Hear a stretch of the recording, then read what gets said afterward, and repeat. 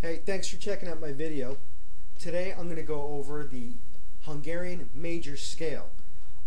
Sometimes these scales can be called other things.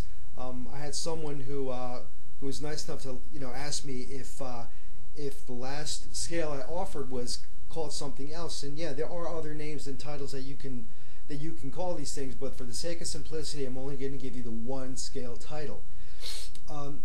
This is considered more of an exotic scale. It's outside the regular confines of a major minor scale. It really brings you out to different types of finger structures, and this is more of a supplement for the beginning bass player, so that way you get more familiar with coming outside of the major minor scale, and by doing so you're going to get more creative ideas in your playability. The best thing I can offer anyone is learn scales, commit those scales to your memory, and I'm going to give you a small chart so that way you could see where these scales can be applied. And really the best thing you can do is learn these other types of scales. It really does help you think in different areas and give you more of a grasp of where you can put these scales, and you're going to wind up having a better understanding of where these can be applied. And again, it gives you a different creative outlook. It really helps in your playability and for you to think in other areas to be more creative and have more of a voice for your own particular playing. So we're going to start off with our tune-up. E string, A string, D string, G string. When I refer to the fingering, first, second, third, fourth, in that order. And I'm going to be playing on the E string, 8th fret, starting with the 8th fret, which is your C. This is not anywhere near the C scale. The C scale that I normally show people, because it's the easiest one to play. It's C to C, no sharps, no flats. And when we come across exotic scales, quote unquote exotic scales, there's definitely no C to C. There's going to be a lot of sharps, flats, and there's going to be awkward fingerings. And these are things that you really need to know, because the best thing you can do as a bass player is be able to get these wide stretches and awkward type of fingering. It helps everybody, whether you're a guitarist, whether you're a pianist or bass player. So we're going to start by using our first, third, fourth finger, and we're going to play on the 8th, 11th, and 12th fret. It's a bit of a stretch, but it's not a big deal. It's not that hard. So it's going to sound like this.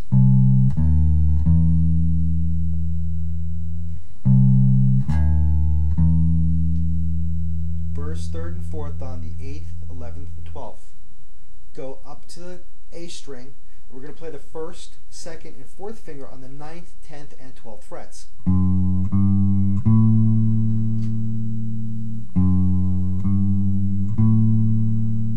That's the first, second, fourth finger on the 9th, 10th, 12th frets.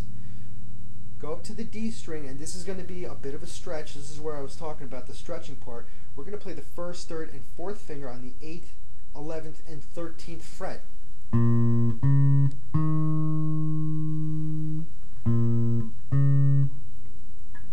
Oops. Play it again. Go to the G string, first, second, fourth finger, 9th, 10th, 12th fret.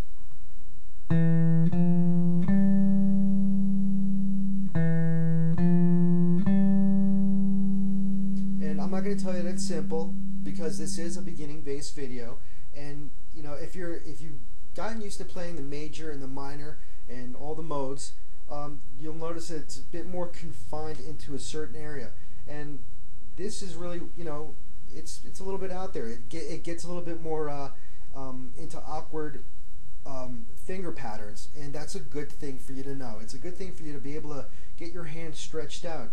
Again, you're a bass player, you really need to be able to stretch your hands out and get to the first and fifth frets comfortably with these suckers. I have small hands and I can do it. And if I can do it, believe me, anybody can do it, because it took me a long time to learn how to play this thing. For some people it takes a little less time. I'm one of those people it took a little longer. That's why I'd like to show everybody else who's looking to learn these scales. So we'll try that again. It's the first, third, fourth finger, ninth, oops, 8th, 11th, and 12th frets.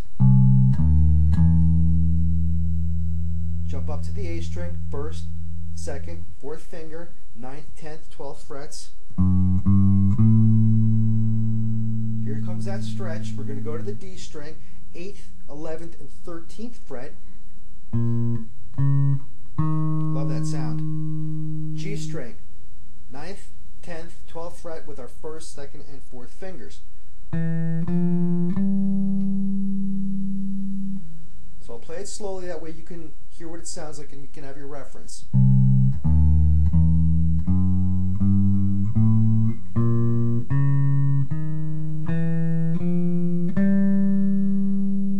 And when you get to that point comfortably, then start practicing it backwards, forwards and backwards. Every time you play a scale, you want to play it forwards, you want to play it backwards. You need to get that going.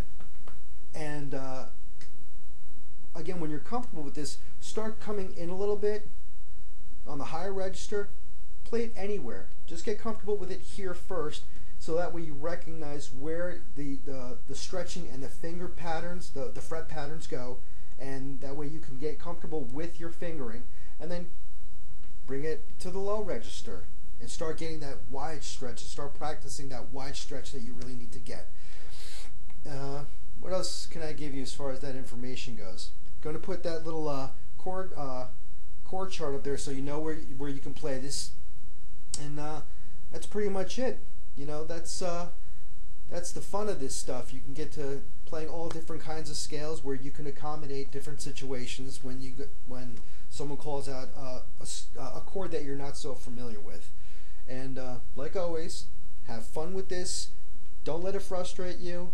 I always tell people in every one of my videos, if this becomes frustrating, put this baby down, put the sucker away for a couple hours, and just do something else. Let your hands be free of getting these new scales. Let it be free of getting these new scales under your in your hands, and never let your hands get tired, or when they start to hurt. That's when you really should put it down, because that is a clear indication that you're pushing it. Your speed, your dexterity, the fluidity in your hand, it's all going to come in time. For some of us quicker. For me, didn't come as quick as I would like for it to have been. But you know, just have fun with this. Don't let this be the bane of your existence. Don't let this be a tyrant. So have fun with that, and if you have any comments, please let me know. And I'm always looking to help you guys out, and girls. Have fun.